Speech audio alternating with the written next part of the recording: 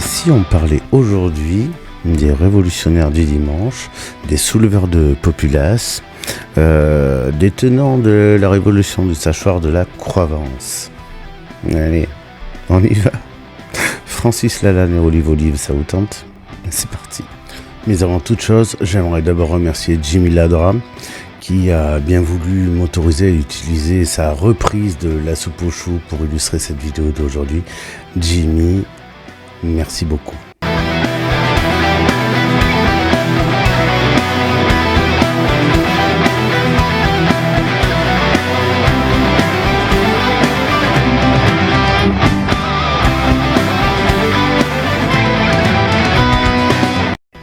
Donc parlons peu, je disais parlons peu, parlons bien. Nous allons donc parler des révolutionnaires du dimanche.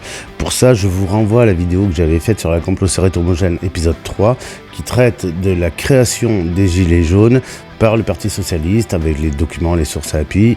Vidéo la complotocérette homogène 3. En 2012 commence la course au présidentiel de 2017. Actuellement, on nous parle beaucoup de complosphère. Et en 2018-2019, on nous parlait énormément des Gilets jaunes.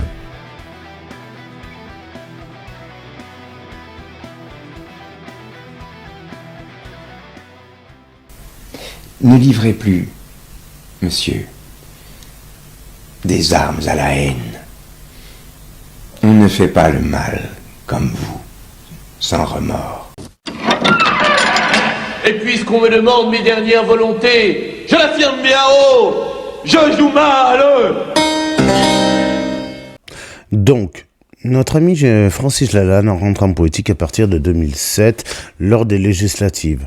On le retrouve au municipal de Montauban en 2008, et en 2009, il s'attaque aux européennes avec l'AEI, l'Alliance Écologie Indépendante, fondée par Jean-Marc Governatori. Et lui, croyez-moi bien qu'on va en parler, vous allez comprendre beaucoup de choses. En 2017, on le retrouve aux législatives auprès de groupuscules du Vert gauche. Et puis en 2018, c'est le mouvement des Gilets jaunes qu'il crée, avec tout ce que ça comporte. On va en parler aussi de ça. En 2019, c'est l'Alliance jaune, qui est fondée également par Jean-Marc Governatori. En 2022, c'est les législatives avec son parti France Libre. Entre les deux tours, il appelle à voter Marine Le Pen, bon, alors qu'il faisait partie plutôt des divers gauches précédemment. Enfin, il bouffe à tous les râteliers. Et en 2024, ainsi qu'aux législatives, il participe également aux européennes. J'aurais ta peau, tous les coups bas sont permis. Papa, tu triches. Oui, mais j'ai le droit. En famille, pour initier vos enfants à la vie politique, J'aurais ta peau. Un jeu Fernand Satan. Pour quelqu'un de vachement anti-système, une grosse participation au système, hein, attention. Hein. Dissonance cognitive quand tu nous tiens.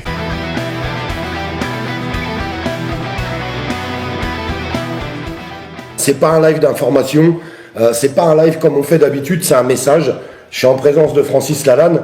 Je pense que tout le monde a compris qu'il y avait des choses très importantes qui étaient en train de se passer dans le pays aujourd'hui.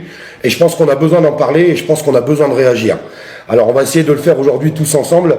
Tous les gens qui tomberont sur ce live en rediffusion, je vous demanderai quelque chose de très simple qui est à la portée de tout le monde. Sortez-vous les doigts du cul! Bonjour Francis, merci d'être là. Alors d'abord je te pose une première question et après on rentre dans le vif du sujet. Est-ce que tu baises? De toute façon, quand on me pose cette question, je réponds toujours résolument, parce que ça sert à rien de pas aller bien.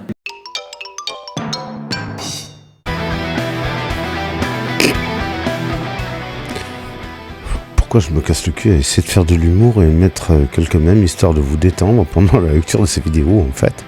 C'est à se poser les questions. Bref, revenons au sujet. Olive. Donc le fameux youtubeur anti-vax, anti-ceci, anti-cela, anti-tout, qui s'est surtout fait connaître durant la crise des Gilets jaunes depuis son début, et depuis lors n'a pas cessé d'appeler au soulèvement, d'appeler à ceci, à cela, plein de choses en fait. Voilà Olive, son parcours. Maintenant, il y a des petits détails qu'il faut mettre en lumière. J'entends souvent dire certaines personnes, oui, les gilets jaunes, c'est une opposition contrôlée, Olive, c'est une opposition contrôlée, c'est tout d'abord une opposition contrôlable. Et on va voir ça dans le reste de la vidéo. Rappelez-vous tout à l'heure, il y a des choses que j'ai pas tout à fait mentionnées, je n'ai pas continué sur cette trame, c'est maintenant que ça intervient. On va s'occuper du financement donc de Lalanne et de Olive Olive et on va remonter un petit peu plus loin. Comme il apparaît dans cette publication du Nouvel Obs, Jean-Marc Governatori, donc le financeur de Francis Lalanne, de ce groupuscule et de ce groupe politique, à hauteur de plus de 800 000 €. On a vu Francis Lalanne, bien entendu, aux côtés de Christian Cotten, Dieudonné, Gérard Camberlin, promouvoir simplement leur nouveau parti France Libre qui regroupait tous les pseudo-micro-partis citoyennistes, souverainistes, etc. Francis Lalanne est aussi un très bon contact de Olive Olive, voire un frère d'armes. Olive Olive, l'ex-gilet jaune, lui aussi financé par Jean-Marc Governatori, que l'on voit ici sur Écologie au centre, Cap Écologie. Cap Écologie qui se dit favorable à une alliance avec les Républicains, parti fondé par Sarkozy. Le but avéré de Jean-Marc Governatori, Olive Olive et Francis Lalanne est donc de prendre la présidence française. Donc on voit bien que Jean-Marc Governatori intervient financièrement pour supporter, aider et financer Francis Lalanne depuis des décennies et plus récemment Olive Olive qui a su tirer son épingle du jeu en surfant sur la vague des gilets jaunes, mais pas que, d'autres scandales également.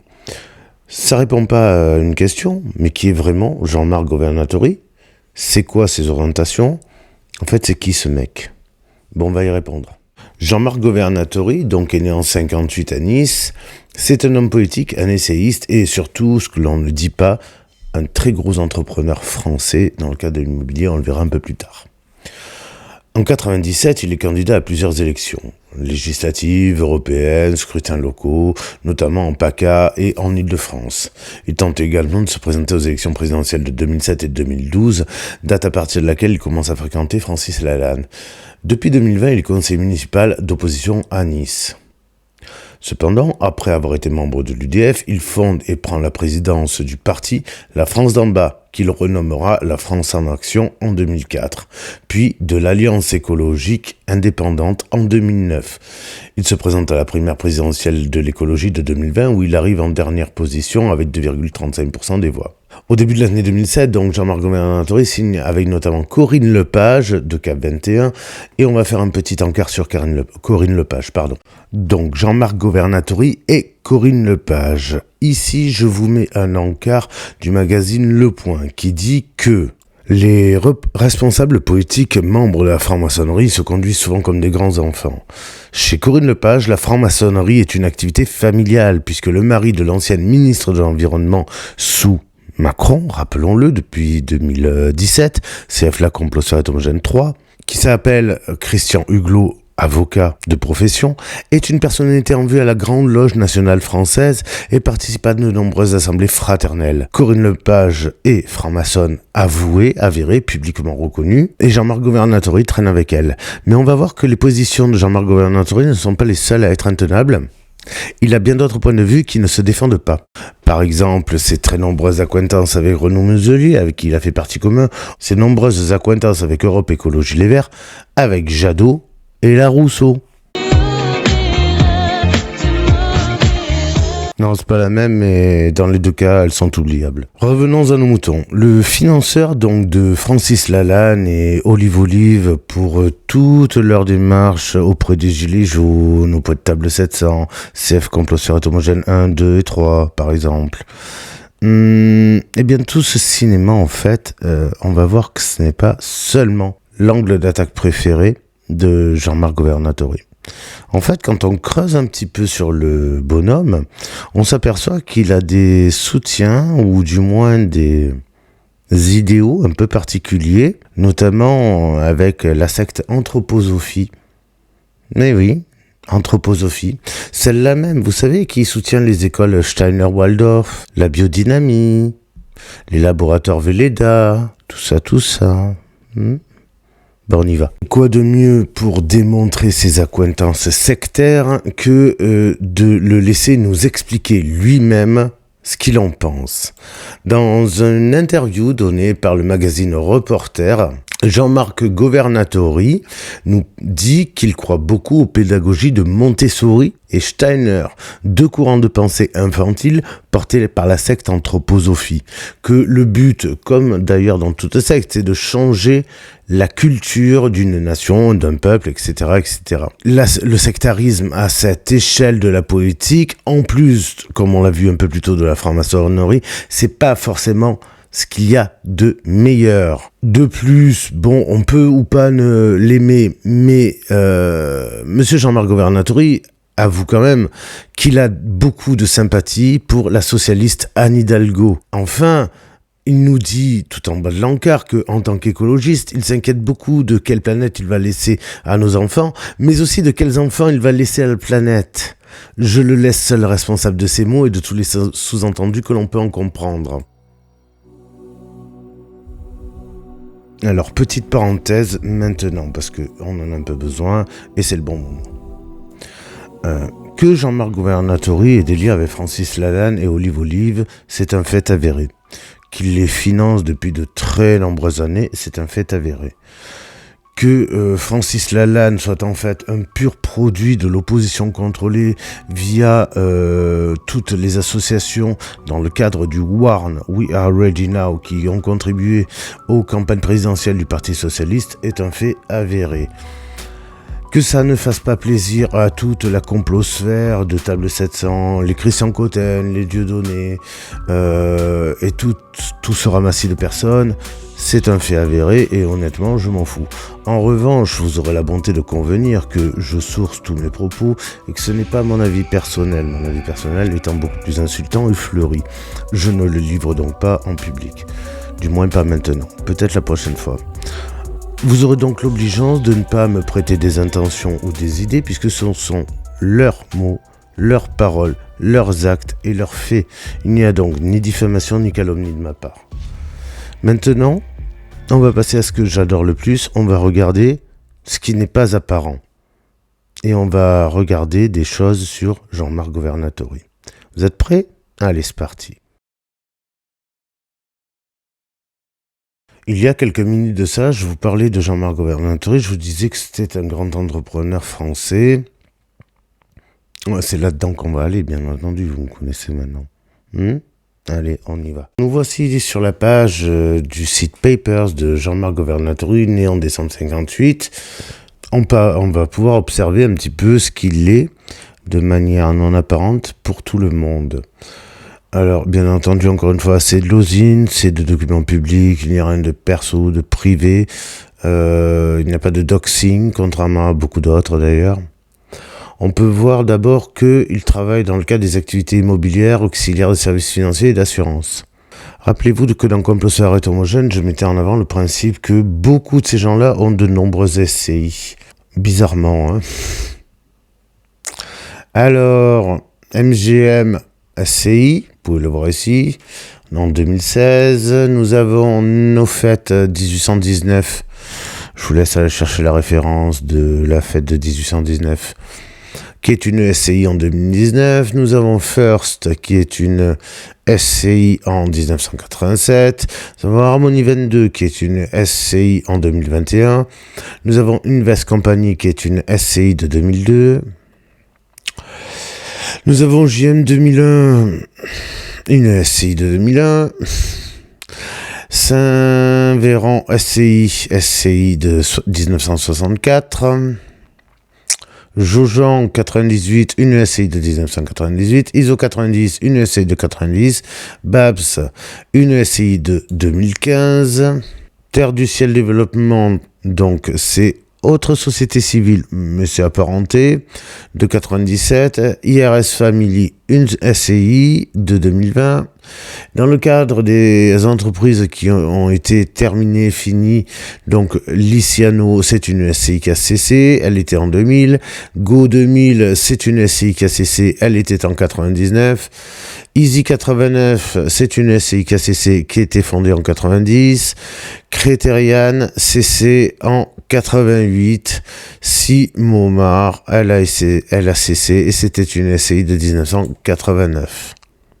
On continue l'exploration de la page Papers. On va aller regarder la cartographie de Jean-Marc Governatori. Oh, donc là, on a Jean-Marc Governatori, tout ça. On a Terre du Ciel Développement, et on voit qu'il y a énormément de personnes qui tournent autour. On a l'ASI du domaine de Chardenoux, et l'Association Orientale Lumen. Je m'arrête là-dessus, vous vous doutez bien de savoir pourquoi, on y va. Donc l'Association Orientale Lumen est en fait une association sectaire qui a pour but la diffusion de la tradition chrétienne orientale, l'évangélisation et la rénovation morale de la société dans un esprit œcuménique. On peut voir que son numéro de TVA, bien entendu, n'est pas correct. Voilà. On va en parler de ça. On va en parler beaucoup. Donc, la fondation Lumen, autrement appelée secte Moon. Elles sont terriblement associées. Les deux occurrences se valent et s'interpénètrent. Mais officiellement, on va parler de la fondation orientale Lumen. Elle a été lancée en 1997 à Washington, D.C., comme par hasard. Je vous le dis de suite, les fondements sont similaires à ceux de la scientologie, qu'on soit clair. Je vous ai mis en haut le site internet allfoundation.net pour aller le chercher, l'explorer vous-même. Donc, la Fondation Lumen, elle organise des conférences œcuméniques et c'est un mouvement qui se dit populaire parmi les laïcs et le clergé pour offrir un forum aux chrétiens pour en apprendre davantage sur la lumière de l'Est. Je vous laisserai aller chercher ce qu'est la lumière de l'Est, quoique un petit ravagé du net sur la lumière de l'Est, ça me déplairait pas.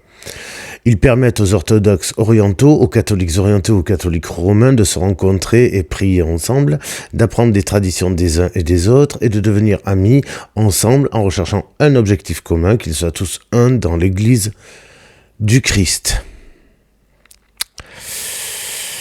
Le bruit des bottes, tout ça.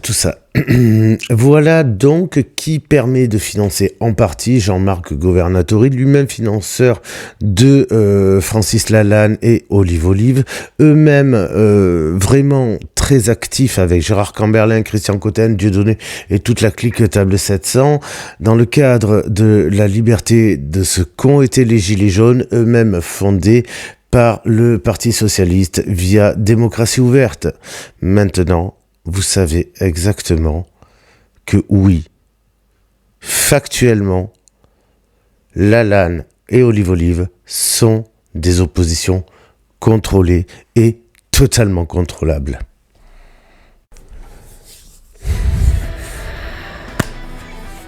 Je ne sais pas quoi vous dire.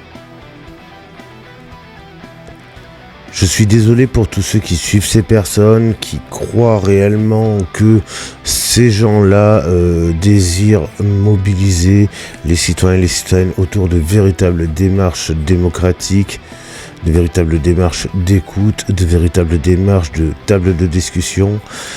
Factuellement, c'est pas le cas. Du tout. On est sur l'agrégat de mouvements sectaires, sur la base d'un pseudo-fond catholique ou mystique, porté par des gens qui font des baptêmes à l'arche de Dozulé dans les bassins de purification. Coucou Gérard. Mais pas que, avec des messages très inspirés. Coucou Francis. Porté par des pseudo-personnages poétiques qui mangent à tous les râteliers, comme on a pu le voir aujourd'hui.